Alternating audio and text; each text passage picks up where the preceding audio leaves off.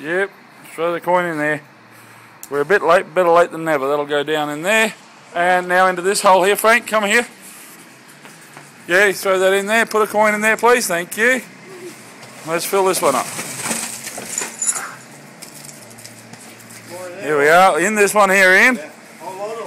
All of it, yeah, we've got a few barrels to go in this one.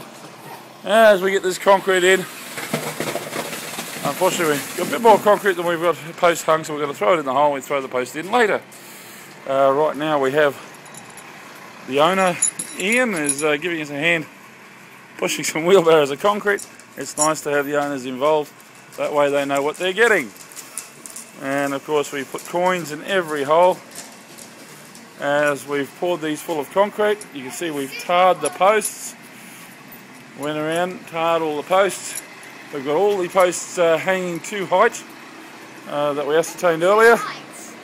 And yep, as we go around, we've got all the corner posts in. As we said earlier, had string lines go up, and you'll see there we have the string line just up there. The yellow line over here where we have the posts in. You'll see we have this string line here also. Get around here. You'll see the string line, there it is. String line up there. And what we've done is string line all the posts all the way down to the next corner. Okay, and now after the mad rush of getting all the concrete in and finally getting all the posts into those holes we didn't have the posts in before, we've got them all in, all tarred up. We tarred those before they went in, all tarred up. And what we've done down all the sides, by the way, Cameron, that's what we've got to do, is move that string line across to that side. We haven't done that yet. Actually, just got to roll it out off that end. Yeah, alright, wash the barrows first. And what we've done is we also string line the posts at the bottom. So not only do we string line them at the top, we have the string line as we said earlier, I showed earlier, we also have the string line at the bottom. Now the reason why is level is good for plumbing the posts, but of course it has a variation in it, you know, plus or minus 10 mil by the time you get to the bottom of a post, and that means your post could be a long way out. Where if you use a string line, plumb the corners, we've got all these posts out there, and we come all the way in. Look how nice and straight that is. That's beautiful. Look at that. Won't the builders and the plasterers be happy with that? Go up to the next corner, and we're all a bit exhausted. It's now 20 past 12 on Saturday. I think it's the 15th of May. As we go up to this corner, once again string lined. We did have a string line down this side here, as you'll see in a minute. As we go through there, took it out of the way so we wouldn't fall over it. We bring that back, and this is the way you check to see whether the line's nice and straight or not. Bring all the posts in. Look at that. Beautiful. They all line up. We go to the inside of the wall, and look at that. Look, all the way through. Go out of line so you see all the posts. Bring it back in, and look at that. Beautiful. Nice and straight. The plumbers, the carpenters and the plasterers will enjoy that, and the tiler will enjoy it too as he puts his tiles to a nice straight wall. And we go down this side, and this side we haven't done yet. I haven't put the string line down here. I'll have to do that, and we'll have a look and see what it's like without a string line. And if you look at that, it's not bad, but there is some variation in it. So what we do now is we'll put the string line down there, and we'll fix that up too. So that's all ready for the builder next time he comes in to do any work on the place, after they put the slab in. But the important part is we've got tar on all the posts. Now remember, we did paint them earlier.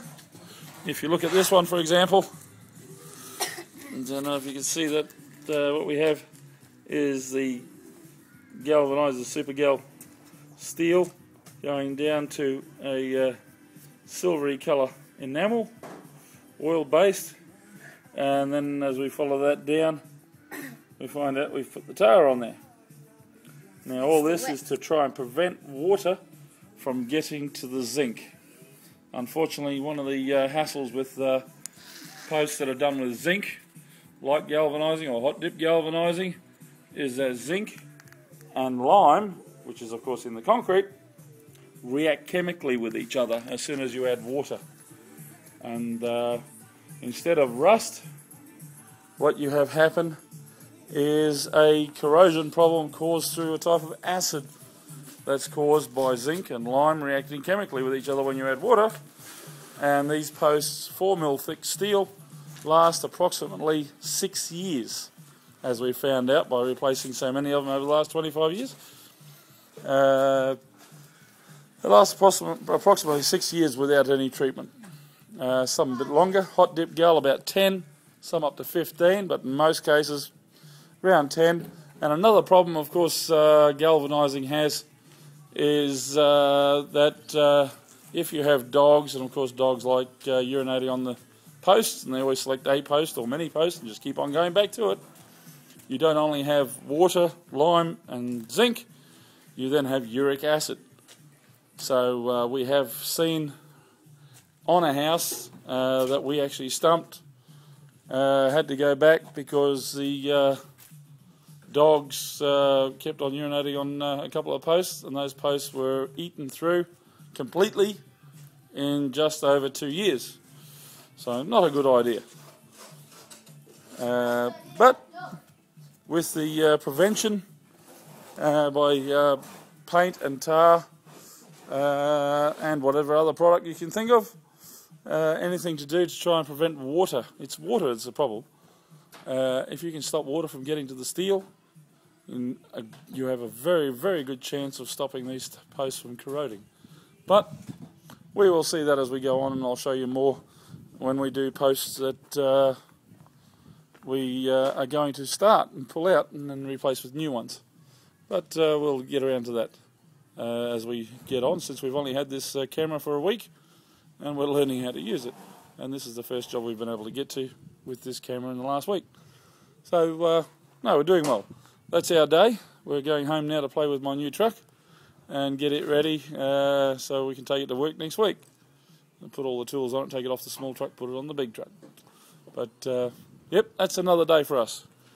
And we'll talk to you next week. Bye. Okay, one of the many things that are required by law, according to the Trade Act here in Queensland, is that with each stirrup, the stirrup is this steel bracket, and it's holding the timber post to keep it out of the ground. But what we also have, according to the Trade Act, is supposed to have at least one piece of reinforcing bar, 12mm bar, looped over the top in the concrete as tie down, because quite often these stirrups are only 100 to 200 millimeters in the concrete, and it doesn't matter if the concrete's 2 meters deep, you've only got the first 200 millers pull out strength. So to reinforce that, so you have got some strength in the footing, because it's not so much support as tie down to hold it down in a storm. We have at least one, in this case I've got two Rio bars going down, and because we've got a retainer wall here and whatever, we've got the Rio bars going down into the hole down below the retainer wall. Now we have that in all three cases here, as we have on the photos. Once again, that is, and I've actually done three here because of how high out of the dirt it is above the retainer wall. So retainer wall level comes up to the top here, and so we'd be lucky to have 200 mil in the concrete. So we definitely want to make sure we have plenty of tie down there. Now that is at least one bar is our legal minimum here in Brisbane on these stirrups, and that gives you W42, which is quite standard here in Brisbane in almost all areas. As you get on top of hills, it's supposed to be W52, which is the wind rating, and then it's even stronger again.